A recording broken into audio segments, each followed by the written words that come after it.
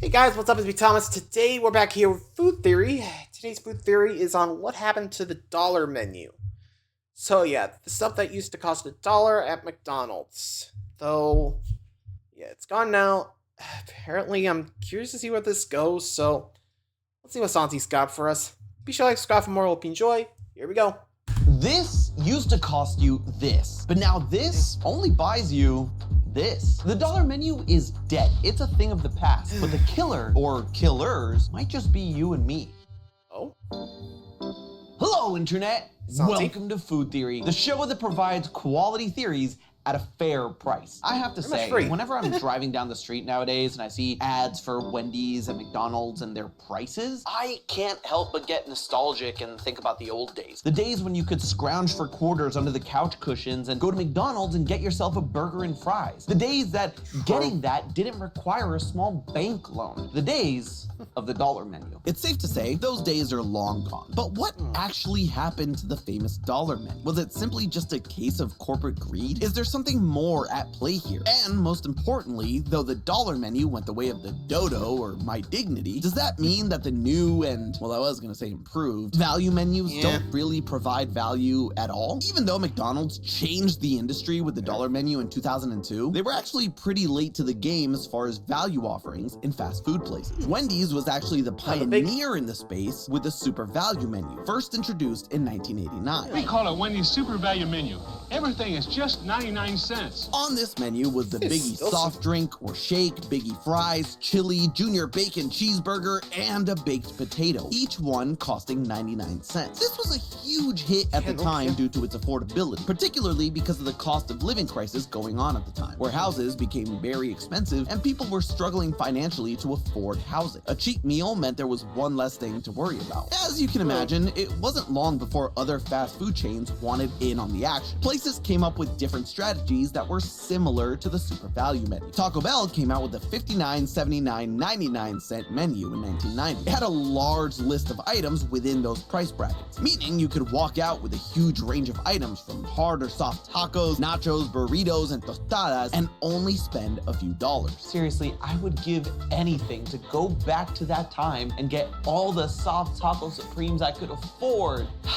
But I'm stuck with $3 a pop. Fast food chains through the 90s tried to combat things differently by simply lowering the prices of items on their regular menu, but that wasn't really working. So sure enough, chains like Burger King followed in the footsteps of Wendy's and Taco Bell, launching the 99-cent Great Taste menu in 1998. This menu offered items like a 5-piece nugget, bacon cheeseburger, onion rings, french fries, or a drink, all for 99 cents. The Golden Arches didn't cave until years later. In 2002, they released their version of the value menu, but they did something different. Rather than coming up with super catchy names like the Wendy's Super Value Menu or the 99-cent Great Taste Menu, McDonald's simply called it the dollar menu because it said everything it needed to in 2 words. There's a menu and every item costs $1. The dollar menu offered similar to what other places were doing: fries, drinks, a cheeseburger, but also offered the McChicken sandwich and apple pie, all for $1. And in this world, marketing is king, and McDonald's is the king of marketing. So the dollar menu became the gold standard of value. The golden age of the Golden Arches ended in 2018 though, when McDonald's axed the dollar menu and instead rolled out the value menu, which had multiple items ranging from $1 to $3. Needless to say, people weren't happy and started asking questions. Mostly, what, why, and where can I buy cheap pitchforks? The what is dollar menu went bye-bye. The pitchforks, honestly, probably at Lowe's or something, I don't know. And the why comes down to 3 major reasons. Inflation, boring, not corporate greed, gas, and finally, us, the customers. Beginning with the chain that started it all, we're gonna look back at the items originally on the Wendy's Super Value menu and see how much it would cost us to get those items today. Looking at the most recent menu, and obviously this can vary depending on location, a junior bacon cheeseburger costs $2.99, a baked potato $2.69, nice, soft drink $2.69, nicer, a milkshake or frosty $2.59, fries $2.69, nicer still, and finally, chili now costs $3.19. 16. Remember, all these items did cost 99 cents. So we're looking at a $1.60 to $2.20 increase in cost Pretty since the much. value menu first launched. In the Only 90s, tripled. $3 could get you fries, a burger, and a drink. Now, $3 gets you fries and 31 cents, which in this economy is getting you nothing. And speaking of,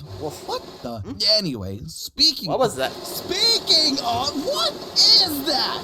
Oh, that's right. It's coffee. freshly roasted beans, thanks to our partner for today, Trade Coffee. Clearly, I'm no fan of wasting You know money. what? I want value. I want quality. I want pretty much everything the big chains aren't doing. But thanks to Trade Coffee, Makes sense. I can make sure my days start off with the best beans I can get to make my morning cup of coffee. Doesn't matter how you like your coffee. Just take their quiz, and in under a minute, biggity bam, they'll recommend you coffee that you'll love. Personally, I'm a hot coffee drinker, and a while back, I got this super nice coffee bean grinder that I hadn't been using just because I never knew what beans to get. I got some at the grocery store that ended up tasting like Ronald McDonald's bath water, and it's been collecting dust ever since. But when I found Trade, they made things easy. They source the best beans from over 50 top roasters in the US, and they keep their prices competitive with the grocery store brands, but with a quality that isn't bath water. And it doesn't matter if you're a hot coffee or a cold brew kind of person, they've got you covered. Plus, if the first bag they give you isn't perfect, they'll replace it for free until it is. Right now, Trade is offering 50% off a 1-month trial at drinktrade.com/food. That's drinktrade.com/food to get 50% off 1 month so that you can get the value and quality you deserve. Now let's see why you can't get that elsewhere. Because inflation causes prices to go up, over time, 99 cents has less of an effect on what you can buy. This is called purchasing power. Back in 1989, having 99 cents was good, but because of inflation, to have the same amount of purchasing power today, you would need to have $2.53. Now, when you look at the items originally on the value menu and what they cost at Wendy's today, it's not far off the $2.53 mark, is it? The Frosty Shake, fries, drink, and baked potato are all $2.69. Again, nice. Granted, the Junior Bacon Cheeseburger and chili are a little bit more, but overall, you can see that Wendy's 99-cent items have simply increased to match inflation, not just to make more money. So while yes, the 99-cent menu is gone, in today's money, it still costs the equivalent of 99 cents. And when you look at Taco Bell's value menu, you'll see it's pretty much doing the same thing. So yeah, these basic they just items matched from inflation, Wendy's have that's it. clearly gone up in price a lot. But thanks to inflation, so has everything else. And because of inflation, businesses have to increase their prices so that they can still turn a profit. It's just basic business. But Yeah, true. I mean, I'm not sure how you're going to be able to combat it since our government's pretty much enjoying being shut down for a while. Or, you know what I mean. I swear, sometimes I turn on the news, I'm just like, not another government shutdown. What now? I'm sorry, but you gotta admit, you know, just gets annoying. Like, how about fix actual problems, not try to deport our own, like, people and, well, you know, that. Sorry. Saw the extra history on mass deportations. I'm a little wound up. Let's keep going. inflation is the boring answer, and not even that correct of an answer to begin with. Because, especially for McDonald's, the dollar menu was never about turning a profit. So while inflation definitely does factor in, it's not that big of a factor because Mickey D and the Funky Bunch don't mind losing money that way. Which leads us to my next those one. failed For items, once, it's not corporate greed. It says here, pause for gasp. Are you gasping? If you did gasp, let me know by clicking the subscribe button. But yeah, for once, it's not corporate greed. And I am choosing my words carefully there, because it's not McDonald's corporate that cared about ending the dollar menu or not. It was the franchisees. Seriously, McDonald's corporate does not give a flying fry whether the dollar menu is on the menu or not. We've covered this before, but TLDW, McDonald's makes the lion's share of their money from real estate, aka the rent they take from franchisees. If you actually break down the numbers, it can be deceiving. In 2014, for example, McDonald's made $9.2 billion from its franchise locations, and a whopping macking $18.2 billion from corporate-owned locations. Now, you might see this and be confused because only a third of the revenue comes from those franchise owners, except the devil is in the details, or in this case, the profit margins. McDonald's only retains 16% of the revenue made in corporate locations, but an insane 82% from the franchises. Why? It costs a boatload more to actually run your own store than to just sit back and collect the moolah. And that revenue isn't just from rent. It is also from the food. But the way that relationship works between McDonald's corporate and the franchise owners is that McDonald's takes a cut from the top line sales, meaning the revenue something makes before accounting for its costs. Let's look at it this way. Assume a burger takes $3 for a location to produce, and that includes ingredients, labor costs, all that stuff, yada, yada, yada. The franchise owners have to set the prices to not only make those $3 back, but also make a profit so that they can pay themselves, have money stashed away Basically for a double rainy up, I day guess. to fix equipment and all that stuff, but also so that they can start getting a return on their initial investment, which for McDonald's locations can range from $1 to $2 million. But corporate comes in and says they get a percentage of that final price. If that burger ends up costing $5, McDonald's doesn't get a cut of the profit of that burger after the franchise owners take out the $3. They get a cut of the $5 themselves. So if a location were to set the price of that burger to $3, just enough to recoup all their costs, not only would they not make a profit, but they would actually lose money every sale. This ties back to the dollar menu, because even if it's just from $1, McDonald's corporate makes money, especially on a scale of millions of customers daily. The franchise owners, though, lost a lot of money. To be fair, it wasn't just at McDonald's. Burger King franchisees actually sued the King back in 2009 when corporate introduced a $1 double cheeseburger promotion. It's actually a fascinating relationship, because to corporate, so long as the locations are standing and people are walking in, they're making money. So offering promotions like a dollar menu or other things that keep people rushing through the door is a flat out win for them, even though that would come at a loss to franchise owners. Doesn't matter, because to them, the goal is sheer numbers. The owners are the ones in the weeds, the ones that need to worry about how much each item will actually profit them. And this is where greed sets in, because they want to make as much money as possible. So from minute one, they wanted the dollar menu to die. They fought McDonald's tooth and nail to make that happen, but we played our part in that too. Yeah, you heard me. You and me. We killed the dollar menu. Or, yeah, at least had our hand in it. Even if it... Yeah, honestly, I could see that, but, I mean, franchisees, they gotta get their own cut of the profits, you know? Otherwise, why even bother? Like, I guess they're walking in thinking, oh, hey, we're going to make some money off McDonald's. But in reality, they're making money off them, you know? Which, honestly, the franchisee kind of deal, it's rough, you know? I mean, sure, you run a popular restaurant, but you still got to pay some rent to, well, corporate, you know? Like, honestly, you think franchisees, like, I don't know how or why they get into the business. I guess they think it's going to be like a quick buck, but in reality, it could dry them up, you know? I'm just saying, it's just what I'm seeing, but I don't know. I don't think I'll ever do that, but just goes to show you, sometimes these things can be predatory if you're not careful.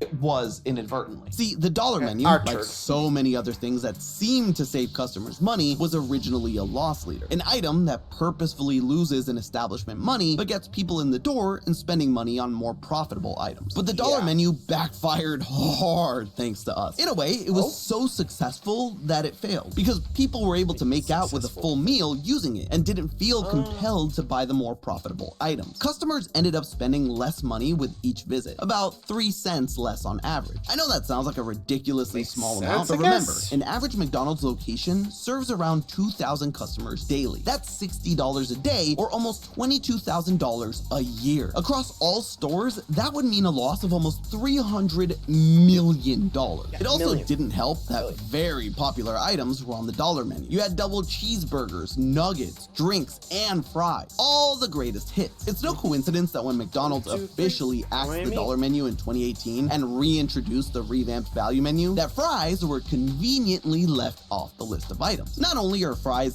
the most popular item on the McDonald's menu, meaning they're a guaranteed customer buy, but they also have one of the highest profit margins. So, not selling them at full price is a pretty bonehead move from a business perspective. Yeah, you heard me. Boneheaded. Because it may have been awesome for us, the customers, but not the it was a franchisees. really flawed execution from the jump. And the fact that it lasted over 15 years is nothing short of a miracle. And now all we can do is look back at the good old days of value. But, and like me, there is a big old but here, was the dollar menu ever really that good to begin with? And is value as we knew and loved it really gone forever? Well, to determine that, let's go back in time a bit and compare a dollar menu meal to the new value menu meal. Today, the limited edition McDouble meal deal costs around $5 depending on where you live and comes with a McDouble, 4 nuggets, small fries, and a small drink. All of them This for would $5. be our baseline. Back in 2002, those 4 things would cost $4 off the dollar menu. But how much was each item normally? Luckily, there are pictures of the menu from back in 2001, which should help us get a pretty close estimate. Taking a look at this horrifically pixelated menu, we can make out the price of the small drink and small fries to be $1.19 and 99 cents respectively. From there, the comparisons get a bit trickier. See, the McDouble is essentially just a double cheeseburger, but with only 1 slice of cheese. The double cheeseburger was on the dollar menu and sold with Happy Meals, but not as an individual item. So getting its regular price takes a bit of finagling. The closest regular item at the time would be the Big and Tasty, around a similar amount of beef with similar toppings that sold for $1.49 or $1.69 with cheese. The nuggets are a similar tricky situation because the dollar menu was a 4-piece nugget, but the closest regular item was a 6-piece that sold for $2.29.